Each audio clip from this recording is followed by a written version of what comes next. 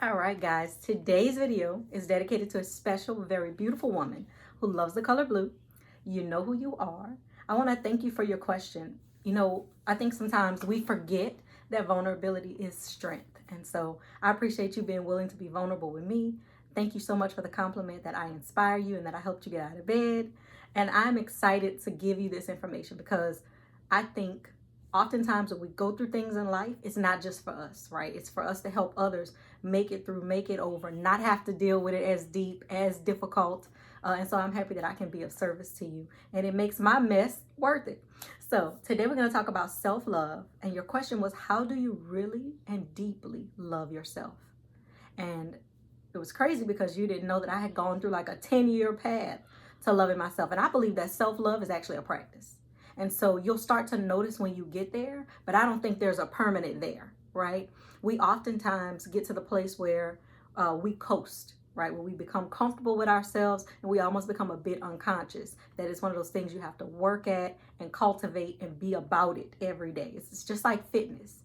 It's just like health. It's one of those things. And so I want to dive into kind of what my process was and how I try to maintain and keep it up. So first of all, I would say that we oftentimes mistake self-love with self-care. It's easy to take a bubble bath or say, I'm going to go get my nails done or let me buy fancy bras. That is one aspect of self-love, but that is just the caring side of it. There is a deep place when you can look in your own eyes and say, I love you. You are valuable. I appreciate the person that you are. Where you can absorb and admit your mistakes and the things that you feel like you haven't quite gotten past and still love yourself. That is a place of self-love where you can meet your needs from inside you. And whether it's a job loss or a romantic breakup, that there's a place, an inner well where you can go and reflect on how magnificent you are and how grateful you are for the day. That is a place of self-love, and that is a place that has to be cultivated. I don't know a person who is successful who hasn't had to just work at getting out of ego and really getting into their spirit and loving who they are. And so I wrote a couple notes because y'all know how long-winded I can be. First of all, self-love is a practice, and so that means you have to put it into practice. One of my favorite ways to love on myself is journaling. And I have multiple notebooks, I have notes in my phone, but writing out those thoughts, when you notice things about yourself, appreciating yourself, when you notice things that you want to work on, also jotting those things down so you can go investigate where they come from. And so self-love is about being able to spend some time with you, feeling you're worth that time. For me, I used to be like, if my whole house isn't clean and every dish isn't put away, then somehow I don't deserve to rest. I had to get over that. I had to get past that point because that's actually not self-love. That's not self-appreciation, right? You wouldn't tell that to your best friend. So that's another key, is watching out for how you're treating and talking to yourself. If these are things you're telling yourself, stuff you would not tell your best friend, then that's where you need to stop, right? If you're giving yourself away to people and you wouldn't give your child away, right? That's where I need you to stop and say, am I loving on me in this moment? And again, it sometimes takes years of investigating. Why do I have patterns that are not self-loving or not self-appreciating? Some people have them in one area of life and not in others, right? And so some people will take care of their outer body and they watch what they put into their bodies and spiritually neglect themselves, right? And so oftentimes you'll see where some people win in one area of life and have to work in another. That's why I think comparison, and this is a sidebar, but comparison often doesn't make sense. You don't have the same life experience. You're not that exact same person. You don't have the same rearing and upbringing, the same traumas. And so it's really difficult to say, I want to love myself like this person, right? No, you want to love yourself to the fullest in your own experience and in your own ability. And you may have to play around with what methods work for you. But I definitely want to encourage you to develop some type of practice. It could be affirmations. It could be meditating on the things you love about yourself and appreciate about yourself. It could be writing them down. You could be like me, you need all three, right? And so the second one is to forgive yourself. I want you to take a deep breath every day and forgive yourself. I can tell you some of my most depressed moments in life have been times when I was holding on to something, either a shame or guilt. And I definitely encourage you, check out Brene Brown's TED Talks and her books, her interviews that talk about shame. Dig down into what really is the shame or the guilt that you carry. And it could be things that you just have to process over time. I'll tell you, I'm divorced, and there's one of those things where you're like, but I made a vow, right? Or you think about, your kids. You're like, what did I just do to my kids? Whatever that is, whatever little in your head, I want you to take a deep breath every day, every time it comes up. Say, I forgive myself and everyone else. I think it's one of the most powerful things to look at yourself and feel like you're human.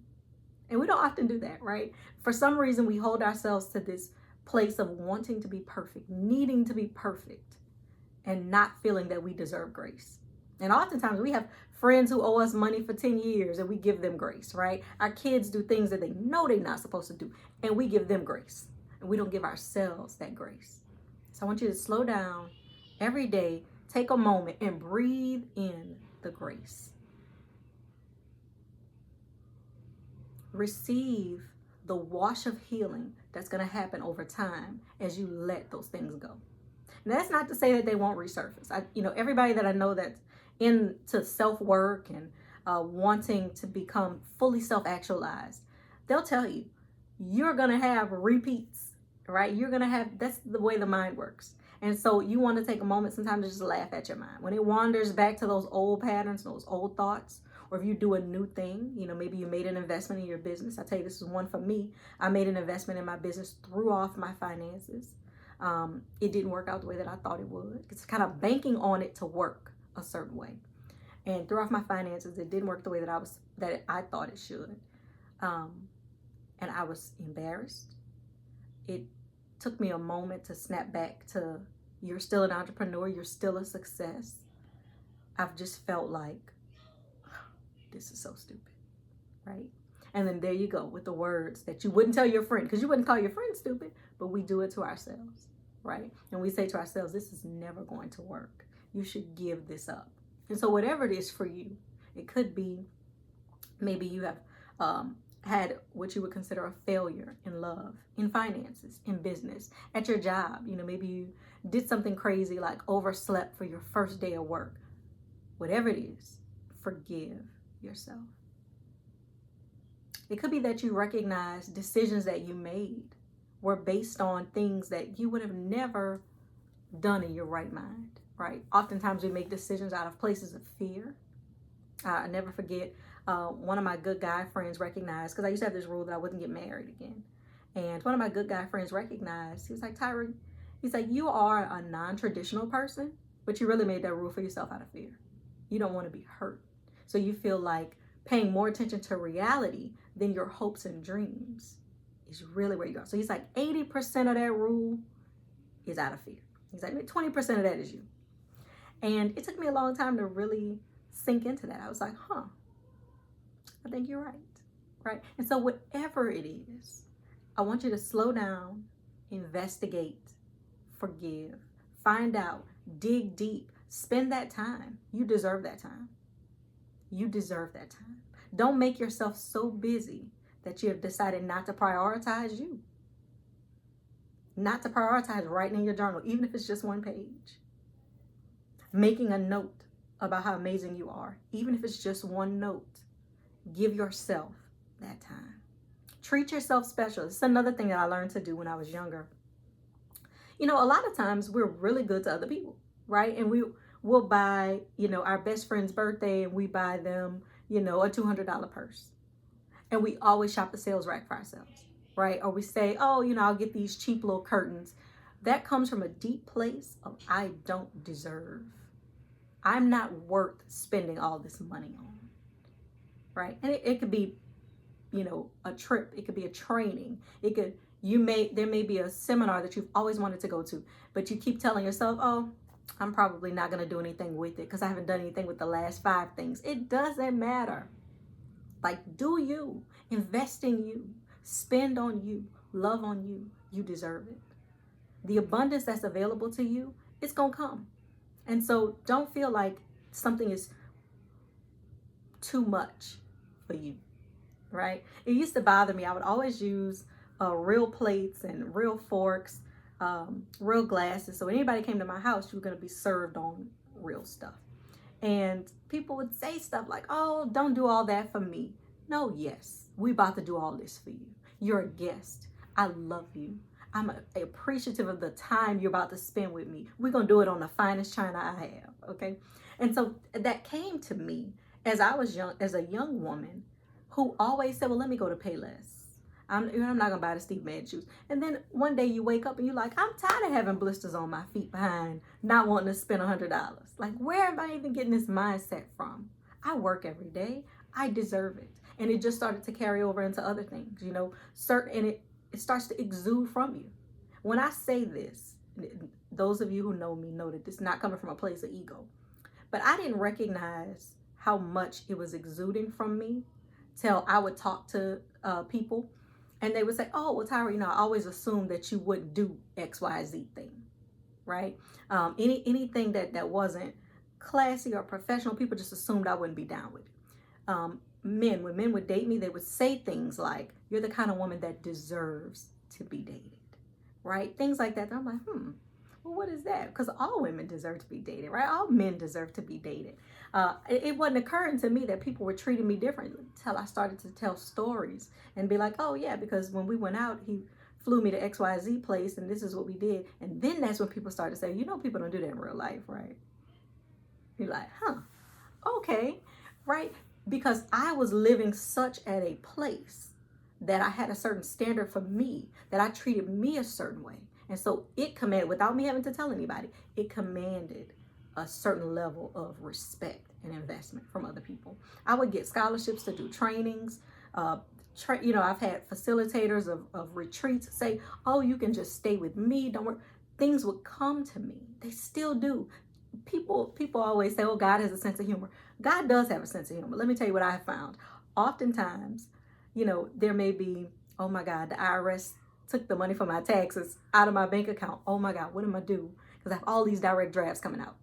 And boom, my health insurance company sends a check and says, hey, sis, you overpaid us. Here you go, right? Money that, you know, oh, the IRS took over the years, and then they call one. For real, y'all, this really happened to me. I get a big check in the mail from the IRS. I'm almost afraid to cash it. Guess what it was? I had overpaid them, right? That never happens. Especially not for me, because I'm real calculated about that kind of stuff, because I never want to owe. I digress. But I say that to say, y'all, God does have a sense of humor. Something may happen and you don't feel like, man, this is not fair. I don't know how I'm going to make it out of this. If you just believe, if you just exude that trust, things come to you out of the blue. I made a decision one week. I was like, you know what? It really would be beneficial to me if I made an extra $500 this week. And I ended up making an extra $700. Like, darn near by accident, y'all. Because I just put it out there and I trusted that it would happen. That energy only comes from that practice of treating yourself special, of feeling like you deserve it, of taking yourself to nice lunch. It comes when you pour that abundance, that belief into you. When you start to feel like enough shows up. When you start to feel abundant shows up. When you start to feel like love shows up. I remember when I was younger, I was very, very self-conscious. One of my mentors, she would take me to these fancy parties, and she always knew all these different celebrities and politicians and stuff. And I would go with her. I had a prepaid cell phone, y'all. This is just back in the day. I had a prepaid cell phone, and I would go outside and pretend to still be talking on the phone, even when I didn't have minutes, be pretending to talk on the phone. I always volunteered to work in the kitchen. I always volunteered to help serve so that I wouldn't have to entertain these high-level people. I didn't want to talk in front of them, right? And I looked at how, first I had to investigate that. So that's another thing. You gotta get to know yourself. Do the deep dive. Dig far in there and say, why do I have this pattern? When did it show up? What is it really about? Because on the one hand, I am a helpful person and I like to help. I don't mind cleaning. I love serving people. I was always an usher at church, always in that type of atmosphere of giving and serving. So I enjoy that. That might be 20%. The other 80% was I was insecure as heck and didn't want to have to talk and explain how, oh, well, I haven't graduated college yet. All these things that I was hung up on. You know, oh, I'm in the room with these people that went to Harvard and they went to Pepperdine and Berkeley. And, you know, here I go. People won't even know what Baton Rouge was, you know, my city. They're like, oh, you know, where's Baton Rouge? Is that somewhere near New Orleans? You know, so I literally downplayed myself. I made myself feel like I was unwelcome in certain environments. But guess what? The truth is, people wanted to know me. I had a warm, inviting spirit. I was a nice person. I had interesting life. I discounted all of that because I felt like I didn't measure up to other people. And so you got to slow down and get to know yourself and find out, why am I doing the things that I'm doing? And when you decide, when you make a vow, when you look at yourself in the mirror one day, you say, I really want to love myself in real life, not feel like a martyr, not feel guilty, not fight my inner monsters, but I really want to love both the light and the dark that live in here. When you start looking at yourself that way, one thing that I have found that's very interesting is that you start making decisions as if, well, what would a person who loved themselves do in this moment, right? And I think that what's interesting about that is, it's oftentimes you'll see it show up in one area of your life and people will start to notice that. They'll say, oh, you know what? I never see you eat candy. And you'll be like, huh, you're right. I guess I really don't eat candy that much. And you'll start to notice, oh, wait, I have built certain rules for myself. You know, someone may say, you know what? You never miss the gym. I noticed that about you.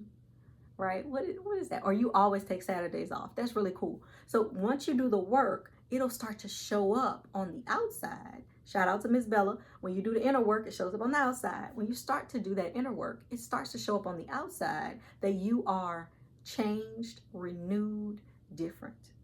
But it's going to take making decisions about what you're going to do, what you're going to take, what you're going to say, because that's critically important. What we say about ourselves. You got to think about, you have a brain.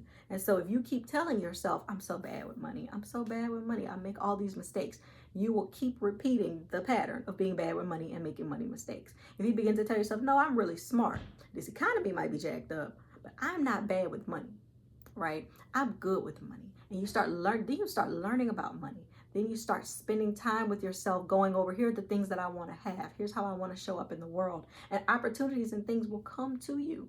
I promise y'all, it works. It sounds crazy. And if you're like me, I'm very technical.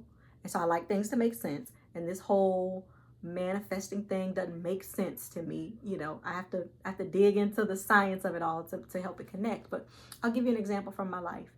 So I knew that I was taking care of my credit and I didn't want to get into any crazy debt, but I really wanted a new car. I was like, my car has had it.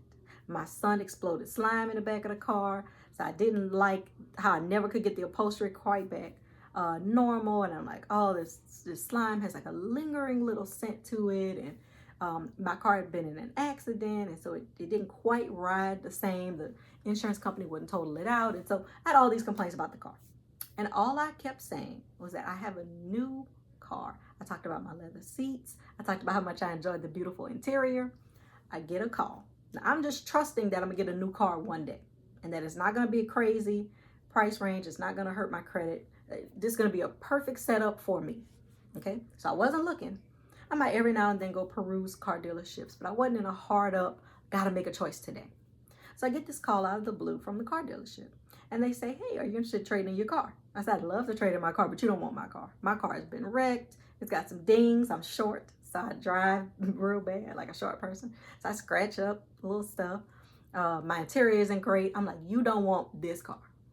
And the guy's like, well, let me see it, because we do really need smaller cars. And I needed a bigger car. So it's like, this might work. Bought my car up there. Still wasn't in an anxious place where this has to happen. But I just trusted that something was going to work out for me or not, and I was still going to be okay. So I bought the car up there, and they were like, you know what, we'll offer you, like $3,000 more than the car was really worth in the first place. I couldn't even get CarMax to buy the car. That's how much it wasn't worth, as much as it probably should have been. But I say that to say that deal worked out of the blue. It worked out for me that night.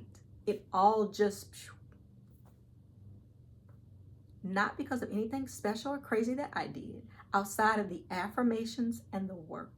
And so I tell y'all that story, and I know it's a sidebar, but I want you to really dig into, are you spending the time to do the work, to do the writing, to get to know yourself, to treat yourself special. Because what happens is over time, that pattern will produce some results in an imaginary way that you didn't force, that you didn't manipulate, right? It will just come to you. And I believe that that happens with love, with friendships, with great business partnerships. When you start doing that inner work, that self-love work, which again is a practice. I don't think you're ever going to be perfect at it.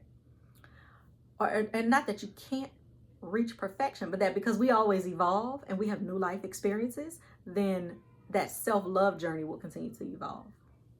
Lastly, I would say date yourself. You know, when you're dating somebody, you want to know everything about them. You're very curious. You dig into them. Well, I recognized at a certain point in my life that I was everything that the church told me that I should be. I was a definition of a good woman, and down to the long skirts. And so I was everything the church told me that I should be. I tried to be everything my parents told me that I should be. But I wasn't digging into who Tyra really was. And so there were some harsh truths that I had to get into. I had to realize, first of all, that I didn't even know what I really liked, and that I was worth slowing down for so that I could figure that out, right? So what do I really like to do?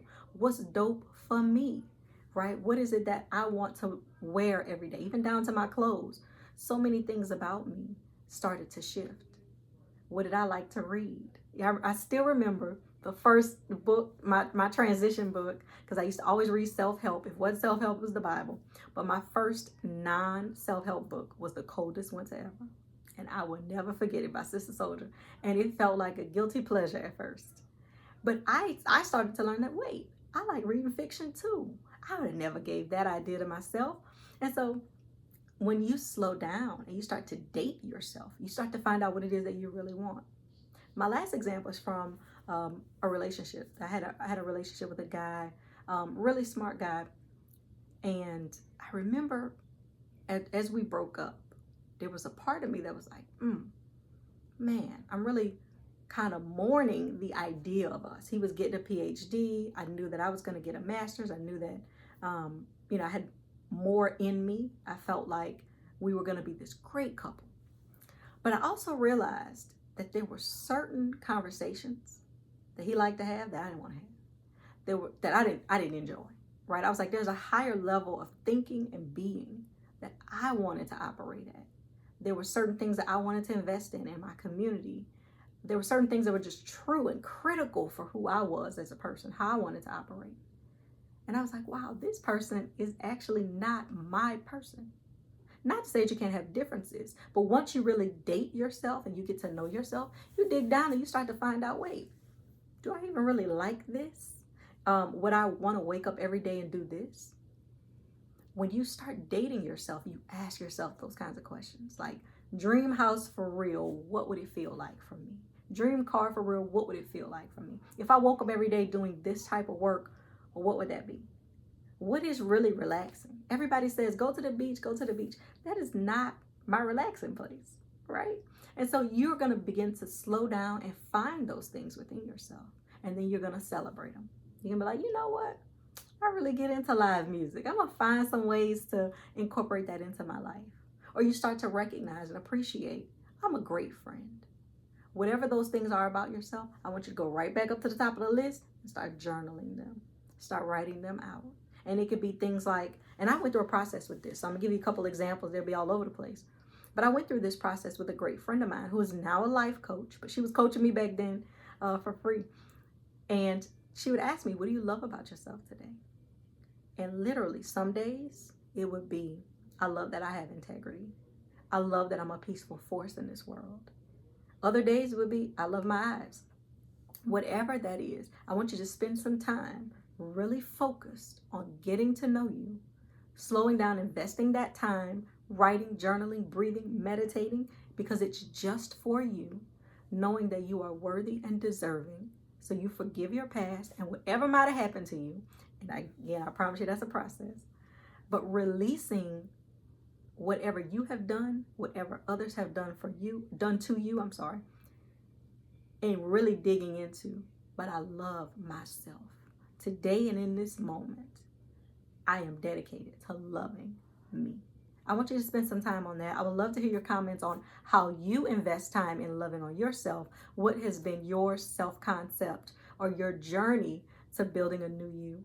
Looking forward to hearing from you guys.